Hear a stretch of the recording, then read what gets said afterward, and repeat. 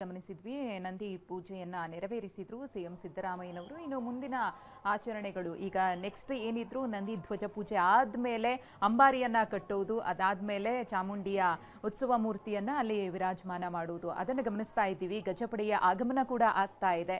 ಇದನ್ನೆಲ್ಲ ನೋಡೋದೇ ಒಂದು ಹಬ್ಬ. ತಾವು ಹೇಳ್ತಾ ಇದ್ರಿ, ಈ ದಸರಾ ಅನ್ನೋದು ಕೇವಲ ಒಂದು ನಾಡ ಹಬ್ಬ ಆಗಿ ಉಳ್ಕೊಂಡಿಲ್ಲ, ಅದು ನಮ್ಮ ನಾಡಿನ ಕಲೆ, ಸಂಸ್ಕೃತಿ, ಸಂಪ್ರದಾಯ ಎಲ್ಲವನ್ನ ಕೂಡ ಎಲ್ಲೆಡೆ ಪಸರಿಸುತ್ತೆ. ನಾವು ಮಾತನಾಡಬೇಕಿದ್ರೆ ಬ್ರೇಕಲ್ಲೂ ಒಂದಷ್ಟು ಇಂಟ್ರೆಸ್ಟಿಂಗ್ ಸಂಗತಿಗಳನ್ನು ತಾವು ಹೇಳ್ತಾ ಇದ್ರಿ.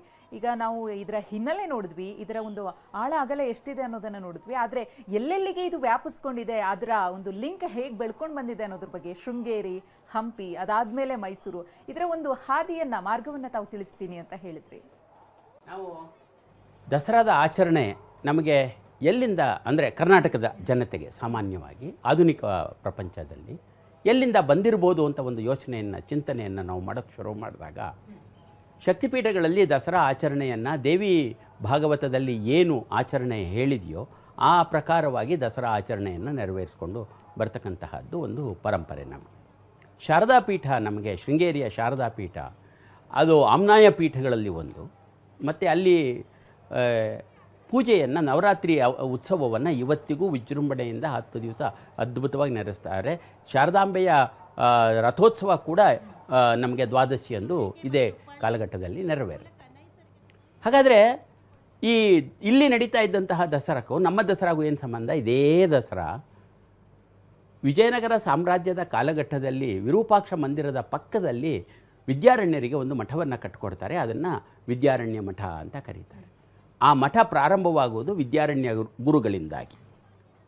ಅವರಲ್ಲಿ ಮೊದಲು ಗುರುಗಳಾಗ್ತಾರೆ. ನಂತರ ಮಠದಲ್ಲಿ ಶೃಂಗೇರಿಯಲ್ಲಿ ಏನು ಪೂಜೆ ನಡೀತಾ ಇತ್ತೋ ಆ ಎಲ್ಲ ಪೂಜೆಗಳನ್ನು ವಿದ್ಯಾರಣ್ಯ ಮಠದಲ್ಲಿ ವಿದ್ಯಾರಣ್ಯರು ಮುಂದುವರಿಸ್ಕೊಂಡು ಹೋಗ್ತಾರೆ. ನವರಾತ್ರಿಯಲ್ಲಿ ಕೃಷ್ಣದೇವರಾಯನ ಕಾಲದವರೆಗೆ ಎಲ್ಲ ರಾಜರುಗಳು ವಿಜಯನಗರವನ್ನು ಆಳದಂತಹ ರಾಜರುಗಳು ಅಲ್ಲಿ ಮಠಕ್ಕೆ ಹೋಗಿ ಗುರುಗಳಿಂದ ಆಶೀರ್ವಾದವನ್ನು ಪಡೆದು ದೇವಿ ಪ್ರಸಾದವನ್ನು ಸ್ವೀಕರಿಸಿ ಬರ್ತಾಯಿದ್ರು.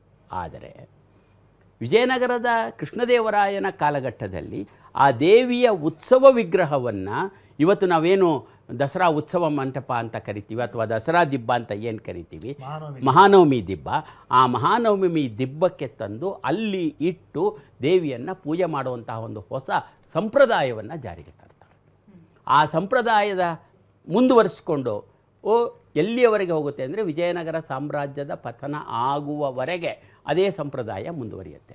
ನೀವು ಸೂಕ್ಷ್ಮವಾಗಿ ಈ ಮಹಾನವಮಿ ದಿಬ್ಬವನ್ನು ಮತ್ತು ಹಜಾರರಾಮ ದೇವಾಲಯದ ಹೊರಗಿನ ಚಿತ್ರವನ್ನು ನೋಡಿದ್ರೆ ನಿಮಗೆ ಆ ಎರಡೂ ಚಿತ್ರಗಳು ಒಂದೇ ರೀತಿ ಇವೆ, ಬಹುತೇಕವಾಗಿ ಒಂದೇ ರೀತಿ ಇವೆ, ಕೆಲವೊಂದನ್ನು ಹೊರತುಪಡಿಸಿ. ಅಂದರೆ ಅವೆರಡೂ ಏಕಕಾಲಘಟ್ಟದಲ್ಲಿ ಬೆಳವಣಿಗೆಯನ್ನು ಹೊಂದಿದಂಥವು. ಹಾಗಾಗಿ ಶೃಂಗೇರಿಯಿಂದ ಪ್ರೇರಿತಗೊಂಡಂತಹ ವಿರೂಪಾಕ್ಷ ಮಠದಲ್ಲಿ ಪ್ರಾರಂಭವಾದಂತಹ ದಸರಾ ವಿಜಯನಗರ ದಸರಾವಾಗಿ, ಆ ವಿಜಯನಗರ ದಸರಾ ನಂತರ ಅವರ ಸಾಮಂತರುಗಳು ಏನಿದ್ರೋ ಆ ಎಲ್ಲ ಸಾಮಂತರುಗಳು ಅದನ್ನು ಯಾರ್ಯಾರಿಗೆ ವಿಜಯನಗರಕ್ಕೆ ಹೋಗಲಿಕ್ಕೆ ಸಾಧ್ಯ ಇಲ್ವೋ ಅಥವಾ ಹೋಗುವವರು ಕೂಡ, ರತ್ನಾಕರ ವರ್ಣಿ ತನ್ನ ಭರತೇಶ ವೈಭವದಲ್ಲಿ ತನ್ನ ಅರಮನೆಯಲ್ಲಿ ನಡೀತಾ ಇದ್ದಂತಹ ಈ ದಸರಾ ಉತ್ಸವವನ್ನು ಹೇಳ್ತಾನೆ.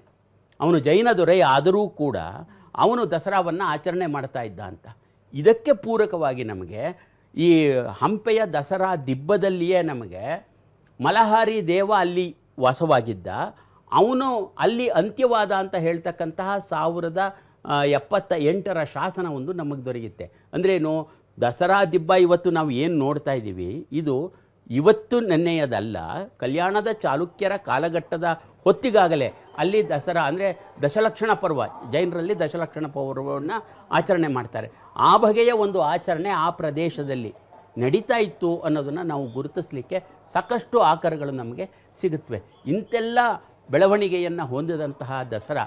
ಆಮೇಲೆ ಶೃಂಗೇರಿ ಮಠಕ್ಕೆ ಒಂದು ಬಿರುದಿದೆ, ನಾನು ಬ್ರೇಕ್ನಲ್ಲಿ ನಿಮ್ಗೆ ಹೇಳಿದ ಹಾಗೆ ಕರ್ನಾಟಕ ಸಾಮ್ರಾಜ್ಯ ಸಂಸ್ಥಾಪನಾಚಾರ್ಯ, ಪ್ರತಿಷ್ಠಾಪನಾಚಾರ್ಯ ಅಂತ ಈ ಬಿರುದುಗಳನ್ನು ಅವರಿದೆ. ನೀವು ಇವತ್ತು ಶೃಂಗೇರಿ ಮಠದ ಗುರುಗಳ ಬಿರುದನ್ನು ತೆಗೆದು ನೋಡಿದ್ರೆ ಇದನ್ನು ನೋಡ್ಬೋದು. ಹೀಗಾಗಿ ಆ ಮಠಕ್ಕೆ ಅತ್ಯಂತ ಪ್ರಾರಂಭಿಕವಾಗಿ ದಾನ ಕೊಟ್ಟಂತಹ ಯಾವುದಾದರೂ ರಾಜಮನೆತನ ಇದೆ ಅಂದರೆ ಅದು ವಿಜಯನಗರ ಸಾಮ್ರಾಜ್ಯದ ಸಂಗಮ ರಾಜವಂಶದ ಅರಸರುಗಳು. ಹರಿಯಪ್ಪ ಒಡೆಯ ಮೊಟ್ಟ ಮೊದಲು ಕೊಡ್ತಾನೆ ಅದಕ್ಕೆ. ಶೃಂಗೇರಿ ಕಡತಗಳು ಅಂತ ಒಂದು ಪುಸ್ತಕ ಇದೆ, ಆ ಪುಸ್ತಕದಲ್ಲಿ ಇದೆಲ್ಲವನ್ನು ದಾಖಲು ಮಾಡಿದ್ದಾರೆ. ಆನಂತರ ಎಲ್ಲಿಯವರೆಗೆ ಮೈಸೂರು ಅರಸರವರೆಗೆ 1940ರವರೆಗೆ ಅನೇಕ ರಾಜಮನೆತನಗಳು, ವಿಜಯನಗರದ ಅರಸರುಗಳು ಮತ್ತು ಹಾಗೆ ಇವರು ಶಿವಮೊಗ್ಗದ ಪಕ್ಕದಲ್ಲಿದ್ದಂಥ ಕೆಳದಿಯ ಶಿವಪ್ಪ ನಾಯಕ, ಆಮೇಲೆ ಅನೇಕ ಮೈಸೂರಿನ ಅರಸು ಮನೆತನ ಇವರೆಲ್ಲರೂ ಕೊಡ್ತಾರೆ. ಹಾಗಾಗಿ ಈ ಎಲ್ಲ ಪರಂಪರೆ ಆ ಪರಂಪರೆಯನ್ನು ಮುಂದುವರಿಸಿಕೊಂಡು ಬಂದಂತಹ ಪರಂಪರೆಯಾಗಿ ನಮಗೆ ಅನಂತರದ ದಿನಗಳಲ್ಲಿ ಕಂಡುಬರುತ್ತೆ. ಹಾಗಾಗಿ ದಸರಾ ಆಚರಣೆ ಅಂತಕ್ಕಂತಹದ್ದು ಕೇವಲ ಒಂದು ಸೀಮಿತವಾದಂತಹ ಪ್ರದೇಶಕ್ಕೆ ಅಥವಾ ಒಂದು ರಾಜಮನೆತನಕ್ಕೆ ಅಥವಾ ಒಂದು ರಾಜವಂಶಕ್ಕೆ ಸೀಮಿತವಾದ್ದಲ್ಲ. ಇದು ಅತ್ಯಂತ ಅಂದರೆ ವಿಶ್ವವ್ಯಾಪಿಯಾಗಿದಂತಹ, ಅಂದರೆ ಅಂದಿನ ಭಾರತ ಖಂಡವನ್ನು ನಾವು ಗುರುತಿಸ್ಕೊಂಡ್ರೆ, ನಾನು ಮೊದಲೇ ಹೇಳ್ತಾ ಇದ್ದಾಗೆ ಆ ಸೇತು ಹಿಮಾಚಲದವರೆಗೆ ಎಲ್ಲ ಪ್ರದೇಶಗಳಲ್ಲಿ ದಸರಾವನ್ನು ಆಚರಣೆ ಮಾಡ್ತಕ್ಕಂಥ ಒಂದು ದೊಡ್ಡ ಪರಂಪರೆ ನಡ್ಕೊಂಡು ಬಂದಿದೆ. ಗುರುಗಳು ಒಂದು ವಿಚಾರ ಹೇಳೋದು ಶೃಂಗೇರಿದ ಮಹತ್ವ ಏನೋ ಅವ್ರು ಹೇಳಿದ್ದು ಕರೆಕ್ಟು.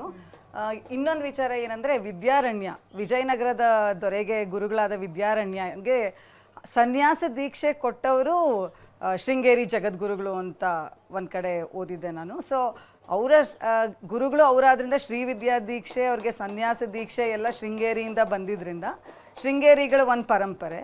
ಮತ್ತು ಇನ್ನೊಂದು ಏನಂದರೆ ಪರಕಾಳ ಮಠದ ಪರಂಪರೆ. ಪರಕಾಳ ಮಠದ ಗುರುಗಳನ್ನು ಯದುವಂಶದ ಗುರುಗಳು ಅಂತ ಒಂದು ಒಂದು ಪೂಜೆ ಮಾಡ್ತಾರೆ. ಪ್ರತಿಯೊಂದು ಸಂಚಲನ ಮಾಡೋದಕ್ಕಿಂತ ಮುಂಚೆ ಪರಕಾಳ ಮಠದ ಗುರುಗಳು ಬಂದು ಅವ್ರ ಪ್ರಸಾದ ತಗೊಂಡೆ ಯದುವೀರ್ ಮಹಾರಾಜರು ಅವ್ರ ಮದುವೆ ಟೈಮಲ್ಲಿ ನಾವು ನೋಡ್ಬೋದಿತ್ತು. ಗುರುಗಳು ಬಂದು ಅಲ್ಲೇ ಕೂತಿದ್ರು, ಅವ್ರಿಗೆ ಆಶೀರ್ವಾದ ಮಾಡಿದ್ರು. ಅದು ಯದು ವಂಶದ ಒಂದು ಪ್ರಾರಂಭ ಮಾಡಿದಾಗ ಅವರು ಫಸ್ಟ್ ಪರಕಾಳ ಮಠ ಮೇಲ್ಕೋಟೆಯಿಂದ ಅವ್ರು ಬಂದರು ಅಂತ ಹೇಳ್ತಾರಲ್ವ. ಅದರಿಂದ ಮಾತನಾಡೋಣ. ಗಮನಿಸ್ತಾ ಇದ್ದೀರಿ, ಸ್ತಬ್ಧ ಚಿತ್ರಗಳ ಮೆರವಣಿಗೆ ಕೂಡ ಆರಂಭವಾಗಿದೆ. 58 ಸ್ತಬ್ಧ ಚಿತ್ರಗಳು ಪ್ರದರ್ಶನವಾಗುತ್ತವೆ. ಪ್ರಮುಖವಾಗಿ ಸರ್ಕಾರದ ವತಿಯಿಂದ ಏನೆಲ್ಲ ಯೋಜನೆಗಳನ್ನ ಜಾರಿಗೆ ತರಲಾಗಿದೆಯೋ ಅವುಗಳ ಸಂದೇಶವನ್ನ ಜನರಿಗೆ ತಲುಪಿಸುವಂತಹ ಕೆಲಸವನ್ನ ಸ್ತಬ್ಧ ಚಿತ್ರಗಳ ಮುಖೇನವಾಗಿ ಮಾಡಲಾಗ್ತಾ ಇದೆ. ಇದು ಶಕ್ತಿ ಯೋಜನೆಯ ಒಂದು ಸ್ತಬ್ಧ ಚಿತ್ರ. ಶಕ್ತಿ ಯೋಜನೆಯಲ್ಲಿ ಮಹಿಳೆಯರಿಗೆ ಉಚಿತ ಪ್ರಯಾಣಕ್ಕೆ ಅವಕಾಶವನ್ನು ಮಾಡಿಕೊಡಲಾಗಿದೆ. ಅದು ಯಶಸ್ಸು ಕಂಡಿದೆ ಕೂಡ. ಆ ನಿಟ್ಟಿನಲ್ಲಿ ಈ ಒಂದು ವಿಶೇಷವಾದಂತಹ ಸ್ತಬ್ಧ ಚಿತ್ರವನ್ನು ರಾಜ್ಯ ಸರ್ಕಾರದ ವತಿಯಿಂದ, ಆ ಒಂದು ಇಲಾಖೆಯ ವತಿಯಿಂದ ಇಲ್ಲಿ ಅನಾವರಣ ಮಾಡಲಾಗ್ತಾ ಇದೆ. ಗಮನಿಸ್ತಾ ಇದ್ದೀರಿ, ಈ ಒಂದು ಶಕ್ತಿ ಯೋಜನೆ ಬಂದಾದ್ಮೇಲೆ ಮಹಿಳೆಯರು ಹೆಚ್ಚಾಗಿ ದೇಗುಲಗಳಿಗೆ ಹೋಗೋದು ಅದೆಲ್ಲವೂ ಕೂಡ ಆಗ್ತಾ ಬಂತು. ಅದು ಯಶಸ್ವಿಯಾಗಿದೆ.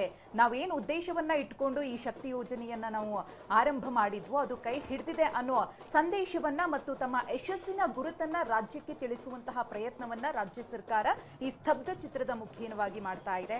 ಹಾಗೆಯೇ ಕಲಾ ತಂಡಗಳು, ಈ ಕಲಾ ತಂಡಗಳ ಮೆರುಗು ಇರುತ್ತಲ್ಲ, ಬೇರೆ ಬೇರೆ ರೀತಿಯ ಒಂದು ಕುಣಿತಗಳಿರಬಹುದು, ಇದೆಲ್ಲವೂ ಕೂಡ ಜನರನ್ನ ಅತ್ಯಾಕರ್ಷಿಸುತ್ತೆ. ಬೇರೆ ಬೇರೆ ಸಂದರ್ಭಗಳಲ್ಲಿ ನಾವು ನೋಡಿರ್ತೀವಿ, ಆದರೆ ದಸರಾ ಸಂದರ್ಭದಲ್ಲಿ ಈ ಸ್ತಬ್ಧ ಚಿತ್ರಗಳ ನಡುವೆ ಹೋಗುವಂತಹ ಈ ಕಲಾ ತಂಡಗಳನ್ನ ಕಣ್ತುಂಬಿಕೊಳ್ಳೋದೇ ಮೆರುಗು. ಆಗಿನ ಕಾಲದಲ್ಲೂ ಕೂಡ, ಅಂದ್ರೆ ದಸರಾ ಸಂದರ್ಭದಲ್ಲಿ ಇತ್ತ ಅಂತ ನಾವು ಮಾಹಿತಿಯನ್ನ ಪಡ್ಕೊಳ್ತಾ ಹೋಗೋಣ. ಅದಕ್ಕೂ ಮುನ್ನ ಬ್ರೇಕ್.